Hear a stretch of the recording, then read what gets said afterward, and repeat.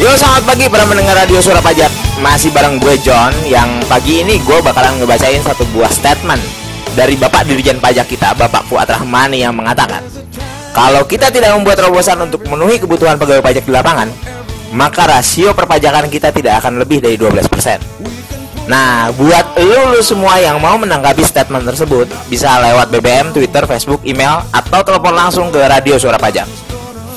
Sekarang sambil menemani lulu semua yang lagi siap-siap mau aktivitas, mau berangkat ke kantor atau mau berangkat kuliah, gue bakalan putar satu buah lagu dari Green Day.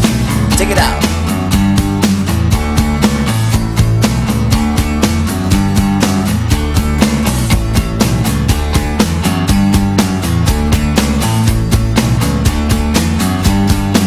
This is a public service announcement, this is only a test.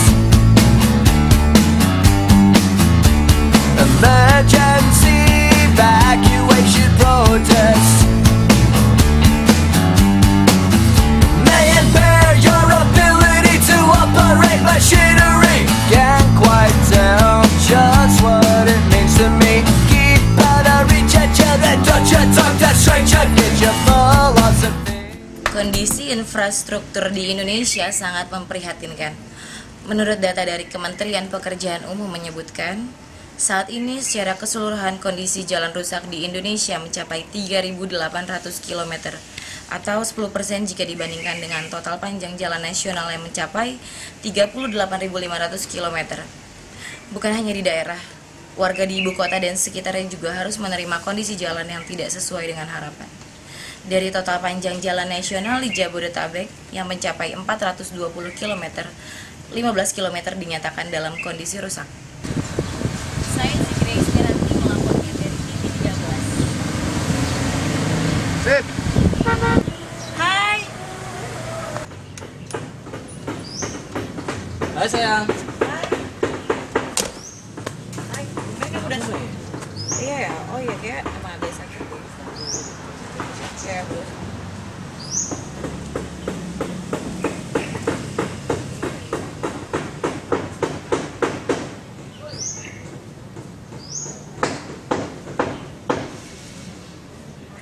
Ada berita apa hari ini? Ini aku mau lagi melaporkan laporan tentang jalan yang masih rusak, masih ada kantor pemerintahan, rumah sakit yang masih rusak. Tapi syuting baru besok. Oh gitu. Iya, tapi sore nanti berita ini akan muncul dalam berita sore. Problem semua orang gitu situ. Iya dong, jalan yang rusak itu dibangun dari uang pajak. Udah deh. Gini nih, kalau pacaran sama orang pajak, semua disangkut pautkan dengan pajak. Bukan begitu sayang. Sebagai seorang presenter, kamu harus tahu permasalahannya, bahwa jalan yang rusak itu dibangun dari uang pajak. Udah, aku gak mau dengar kuliah perpajakan. Gimana kabar pacar kamu? Cinta maksudmu? Kenapa? Kamu cemburu? Kamu gak jemput dia? Oke. Kamu gak usah nganter aku, walaupun aku udah dijanji wawancara.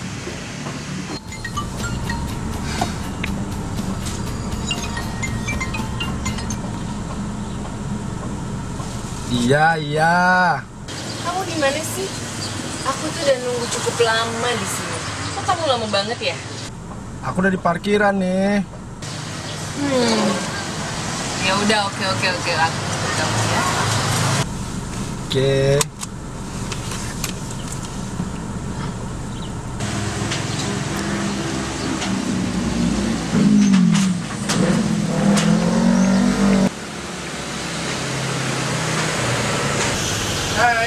Hai. Sorry ya, udah lama nunggu. Oh, Sama oke. apa sih? Di mana skripsinya? Bisa bukannya satu ya, Mas? Apa yang bisa aku bantu untuk merampungkan skripsi kamu? Kok 2 tahun gak kantor? Ih, kamu tuh mau bantu atau mau ngeledekin aku? Aku tuh lagi pusing nyari referensi buat nyelesain skripsiku yang gak kelar-kelar. Mana pembimbingnya nanyain terus, bikin aku pusing tau gak? Oh iya. Sebenarnya masih kemarin kan? Mengenai pajak. Ini loh, bukannya aku tuh nolak bantuin kamu. Tapi kalau kamu mintain aku untuk mempelajari teori ekonomi secara mendadak, ya aku ke lingkungan dong. Kan basic ilmuanku tuh bukan di situ. Tapi kamu tenang aja. Aku bisa temuin kamu kok. Kami ekonomi. Aku bisa mintain dia untuk bantu kamu agar membedah teori perpajakan. Jadi bagus tuh. Kalau gitu ntar malam kita temuin aja. Gimana? Aku telepon dia dulu untuk mintain waktu.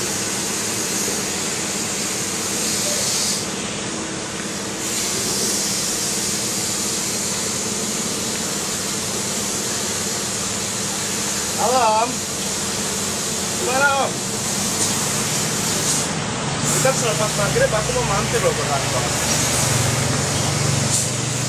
Oke Om, sampai ketemu ya Om. Oke Vic, ntar malam kita langsung muncul ke kantor. Oke, kalau gitu ntar aku ganti baju dulu. Kamu jemput aku ya. Beres kan?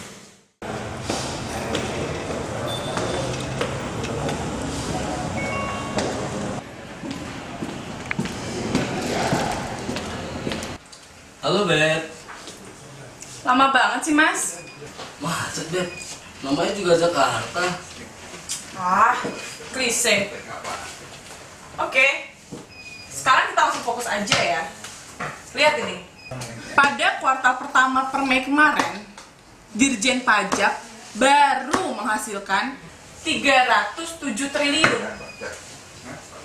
Itu artinya di kuartal pertama ini baru mencapai 27,6%. Taruhlah kuartal berikutnya yang diperoleh sama besar. Artinya dalam tahun ini hanya mencapai 83%, minus 17%. Aku ulangin ya Mas, minus 17%. Makanya Dirjen Pajak berniat untuk mengajukan revisi pada APBN 2014 ini. Kamu jangan hanya memaparkan data tentang tidak tercapainya penerimaan di kantor pajak, tapi kamu juga harus berpikir kendalanya kenapa target itu tidak tercapai.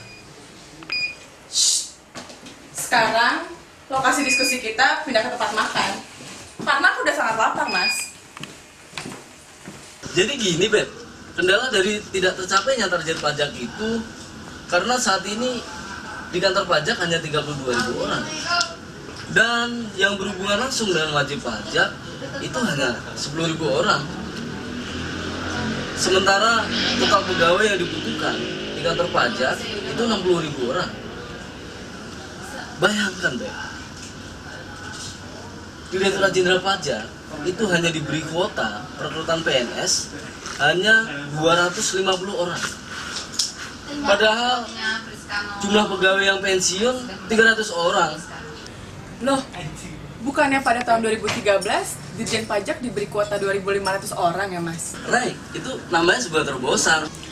Saat ini rasio pajak di Indonesia memang sangat rendah, 12-13%, jauh dari rata-rata negara maju. Dalam organisasi untuk kerjasama ekonomi dan pembangunan aja 35% Mas. Betul Beb, Indonesia memang masih kalah jauh rasio pajaknya dibandingkan dengan negara Malaysia, Singapura, dan Korea Selatan. Tapi Mas, bukan kita udah sepakat ya, kalau di luar kantor tuh kita nggak membicarakan sebuah pekerjaan ini. Oh iya, oke Beb, oke.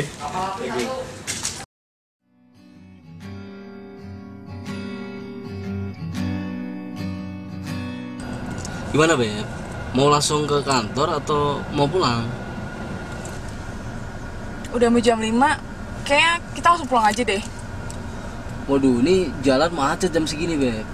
Aku kayaknya letih sekali nih Beb. Gimana kalau kau ganti yang driver ya? Ya kamu gimana sih? Yaudah deh, ya. Betul.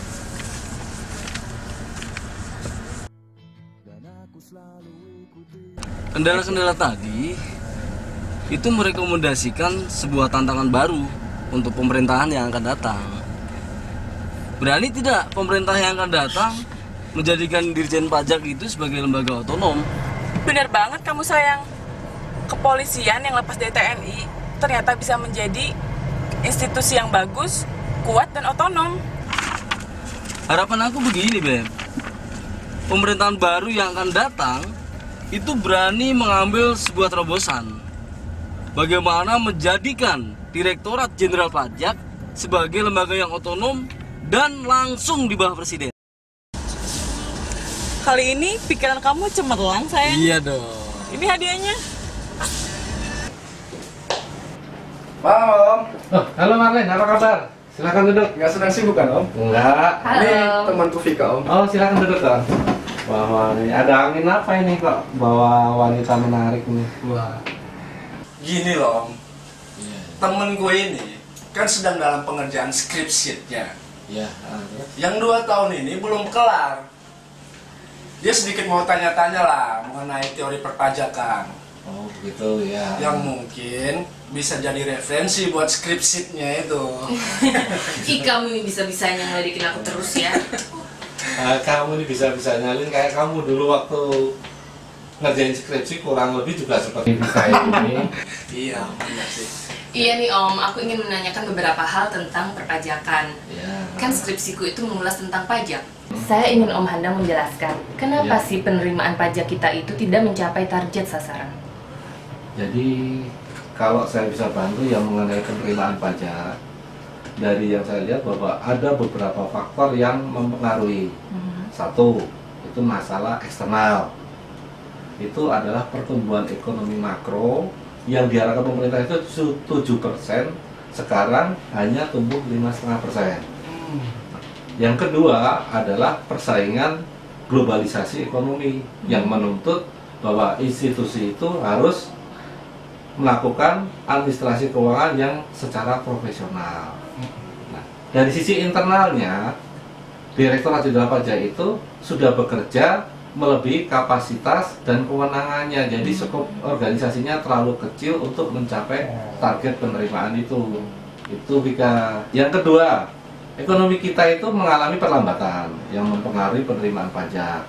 Dan yang ketiga adalah kendala internal, bahwa struktur organisasi kita itu di pajak itu membuat kita kesulitan untuk melakukan pencapaian target.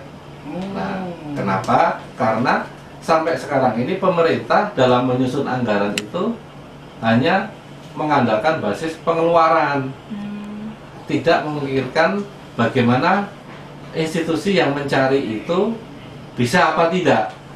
Jadi basisnya adalah basis pengeluaran, bukan basis penerimaan. Pengeluaran dulu, baru pajak dikasih beban untuk mencapai. Nah, itu perlu dilakukan strukturisasi organisasi. Pemerintah sekarang ini sedang melakukan kontrak G2G. Terus pemerintah itu juga melakukan kontrak dengan korporasi asing. Nah, sementara situasi politik kita sekarang itu memperberat pemerintah untuk mencapai target. Jadi kita sendiri di Direktorat Jenderal Pajak itu sekarang sedang melakukan pembenahan yang diharapkan pemerintah yang baru itu memberi perhatian terhadap penerimaan. Dari penjelasan Om itu, aku bisa menawarkan rekomendasi. Nah, kalau begitu kamu paham apa yang saya maksudkan? Apa menurut kamu itu? Yang pertama, secara makro kita harus memperbaiki kondisi ekonomi kita. Yang kedua, pemerintah yang akan datang harus berani melakukan terobosan di sektor perpajakan. Menurut kamu terobosan yang seperti apa, Fik? Ya, kalau menurut saya dari penjelasan Om Handang, pemerintah kita yang akan datang harus melakukan otonomisasi di Direktorat Jenderal Pajak sebagai terobosan baru. Benar bahwa pemerintah yang sekarang baik Prabowo maupun Jokowi harus melihat sisi penerimaan, tidak hanya pengeluaran aja. Jadi perlu adanya otonomi di Direktorat Jenderal Pajak sehingga penerimaan bisa tercapai dan bisa stabilitas ekonomi terjamin. Nah, begitu yang bisa saya sampaikan. Nah, nanti kalau ada pertanyaan lagi atau ada yang kurang lagi, bisa datang lagi ke sini, silakan. Thank you Om. Terima kasih ya. Terima kasih ya Om. Sama-sama. Nanti kapan-kapan ketemu lagi ya. Ya. Oke. Halo, apa kabar? Baik. Gimana kabarnya? Baik Bapak. Oh ya, kenalin ini wartawan ekonomi. Halo. Ini keponakan saya. Ini mahasiswa Hai. ekonomi. Ada yang bisa saya bantu? Jadi gini, aku mau wawancara Oh, kapan? hari ini. Gimana kalau nggak hari ini? Oh gitu ya, oke. Lain hari kita bikin appointment ya. Ya, Nanti hubungi saya aja. oke. Ah. Aku catat nomor Bapak ya. Boleh? Berapa? 0816 0816 3011 3011 03. 03. Oke. Nanti hubungin aja ya. Ya. Oke ya, lain waktu ya. Iya, oke Oke, Bapak. terima kasih banyak ya kedatangannya. Sama-sama Bapak. Oke ya. Kalau gitu kita pamit juga ya Om. Oh iya, terima kasih ya, hati-hati ya. Aku juga pamit ya Om. Terima kasih juga ya. Yuk bareng. Ayo. Silakan. Oke ya Om. Yuk, sampai ketemu lagi.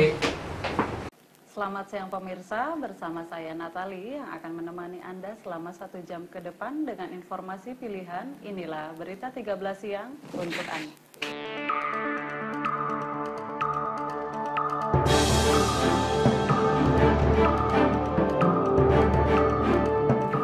Seorang analis dari Center for Indonesia Taxation Analysis atau CITA, Justinus Prastowo, mengapresiasi rencana pemerintah yang akan datang untuk membentuk badan khusus setingkat kementerian yang mengelola pajak. Justinus mengatakan, di tengah aneka ikatan yang membelenggu, rencana pengelolaan pajak oleh badan tersendiri setingkat kementerian di bawah presiden merupakan gagasan yang baik dan patut diapresiasi. Lalu desainnya badan ini, karena dia wajib. Kan di mana-mana kalau bendahara dengan yang nyari duit jadi satu, korup kan. Yang nyari duit dengan yang ngeluarin duit gabung. Kasir. Nggak boleh kasir dengan yang nyari duit. Harus dipisah. Fungsi revenue dan treasury harus dipisah. Itu prinsip. Justinus menganggap pembentukan badan khusus penanganan pajak sudah krusial karena mencermati penerimaan pajak pada rancangan anggaran pendapatan belanja negara atau RAPBN 2015. Justinus memperkirakan pemerintahan baru akan menanggung penyempitan ruang fiskal karena potensi perlambatan ekonomi mengancam pertumbuhan pajak hingga di bawah 10%. Ide otonomi pajak atau otonomi Ditjen Pajak sebagai lembaga pemungut yang terpisah dari Kementerian Keuangan adalah sebuah ide yang secara konsep perlu diapresiasi dan didukung karena secara konsep memang sudah diperlukan pemisahan fungsi antara lembaga pemungut pajak dengan institusi yang bertugas menjadi bendahara keuangan negara atau menjadi pembuat kebijakan pemungutan pajak. Nah, kita berharap dengan adanya badan yang baru ini, persoalan kelembagaan Ditjen Pajak dapat teratasi. Minimal mereka mempunyai kewenangan yang lebih luas soal budgeting, penganggaran, staffing untuk mengangkat SDM-nya sendiri, lalu kewenangan yang lebih jelas dan lebih luas. 3 hal ini tidak akan mungkin terjadi kalau Ditjen Pajak masih setingkat eselon 1 di bawah Kementerian Keuangan. Demikian berita TV 13 siang ini. Saya Natali beserta ibu yang bertugas pada hari ini mengucapkan terima kasih dan sampai jumpa.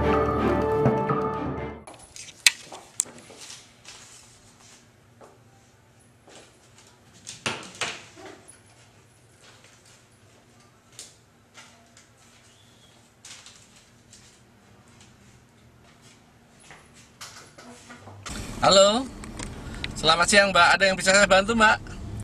Iya Pak, saya mau konfirmasi masalah wawancara. Kapan Bapak bisa punya waktu ya? Loh, kemarin bukan dengan Sisi ya? Betul Pak, kebetulan teman saya Zizi itu sedang ada acara di Kuala Lumpur, jadi saya menggantikan. Wah, saya sangat tersanjung kalau yang wawancara Anda sendiri. Kebetulan saya adalah pengagum Anda. Bapak bisa aja. Jadi kapan Pak saya bisa punya waktu untuk mewawancarai Bapak? Nanti akan saya kabari, saya akan cari waktu dan tempat yang bagus untuk wawancara. Baik Pak, terima kasih. Selamat siang. Oke, selamat siang Mbak. Ada apa nih Om? Pada ngumpulin kita-kita. Oh, begini Marlin. Kebetulan Om ini mau diwawancari oleh TV 13. Nah, Nah kemarin bawa Vika. Nah agar skripsinya lebih komprehensif, jadi Vika sekarang sama-sama bareng kita di sini untuk dialog bersama mereka. Bukankah begitu, Vika? Bener Om, aku juga ajak Evelyn, junior aku di kampus. Iya Om, aku Evelyn, juniornya Mbak Vika. Halo Natali, apa kabar? Baik Pak, selamat siang. Silakan duduk. Ya, Silakan terima duduk, Pak. kasih. Begini Natali, ini saya kenalkan, ini teman-teman saya, ini keponakan saya. Halo, Mbak. Ini mahasiswi yang sedang menyelesaikan skripsi tentang masalah perpajakan. Halo. Mbak Vika, ini membawa temannya. Aduh, terima kasih kedatangannya ini Natali. Kebetulan saya juga bawa teman-teman ini. Nah, mengenai kelanjutan yang kemarin gimana ini? Apa yang mau dibicarakan? Oke Pak, jadi bagaimana menurut Bapak tentang Direktorat Jenderal Pajak ke depan? Kalau bicara mengenai Direktorat Jenderal Pajak ke depan, pertama bahwa kita itu ke depan harus membangun trust, kepercayaan kepada masyarakat. Dengan naiknya kepercayaan akan diharapkan dapat meningkatkan penerimaan. Terus yang kedua, kita harus membangun koordinasi dengan pihak instansi lain. Tanpa dukungan pihak instansi lain, kita tidak memiliki database untuk menggali potensi pajak yang selama ini tidak pernah terungkap. Nah, yang ketiga, kita sendiri harus meningkatkan kompetensi. Jadi sumber daya pegawai Direktorat Jenderal Pajak itu kita harus lakukan peningkatan kompetensinya agar bisa melayani masyarakat secara profesional. Yang keempatnya adalah kuantitas sumber daya manusia itu harus ditambah secara signifikan, karena di Direktorat Jenderal Pajak sekarang itu jumlah pegawai terlalu sedikit dibanding dengan wajib pajak yang harus ditangani. Lalu bagaimana tentang konteks pemerintahan yang akan datang Pak? Pemerintahan yang akan datang, kalau berkaitan dengan masalah Direktorat Jenderal Pajak, itu bahwa yang kami harapkan itu presiden ke depan itu merubah peran organisasi kami. Jadi akan ada perubahan struktur organisasi kami sehingga bisa langsung di bawah presiden. Nah, itu mengenai bentuknya itu bisa melalui undang-undang, bisa melalui kepres langsung dari presiden, atau semacam otonomi khusus yang diberikan kepada Direktorat Jenderal Pajak sehingga kami bisa lebih leluasa untuk menggali penerimaan. Yang kedua bahwa pemerintahan ke depan itu kita harapkan lebih berfokus kepada penerimaan, tidak berfokus kepada pengeluaran atau malah berfokus kepada pemborosan. Karena apapun yang dilakukan, program-program ke depan itu termasuk pembangunan infrastruktur dan sebagainya, itu tidak akan berjalan kalau penerimaan tidak tercapai. Pemerintahan yang akan datang kan mengusung tema revolusi mental nih Pak. Lalu bagaimana penerapan revolusi mental itu sendiri di dalam Direktorat Jenderal Pajak? Berkaitan dengan masalah revolusi mental yang harus kita lakukan, sebenarnya ada dua. Satu adalah revolusi mental, yang kedua adalah revolusi organisasi. Revolusi mental itu bisa kami lakukan dengan satu, pertama adalah merubah karakter atau mindset pegawai Direktorat Jenderal Pajak yang semula menjadi birokrat menjadi mitra bagi kalangan pengusaha atau wajib pajak. Yang kedua, kita meningkatkan kompetensi pegawai sehingga pegawai bisa bekerja lebih profesional. Nah, yang ketiga, kita harus memposisikan bahwa pegawai di Direktorat Jenderal Pajak itu bisa melayani tanpa harus merendahkan diri. Itu di revolusi mental. Mengenai revolusi organisasi, bahwa kita harus melakukan perubahan struktur organisasi. Satu adalah organisasi kita itu sebaiknya bisa langsung di bawah presiden. Kenapa? Karena sekarang kami kesulitan dalam hal untuk pengembangan organisasi. Rasio pegawai dibanding dengan jumlah wajib pajak sangat tidak seimbang. Oh, jadi menurut Bapak, selain revolusi mental, Direktorat Jenderal Pajak juga memerlukan revolusi organisasi ya, Pak? Benar, Mbak.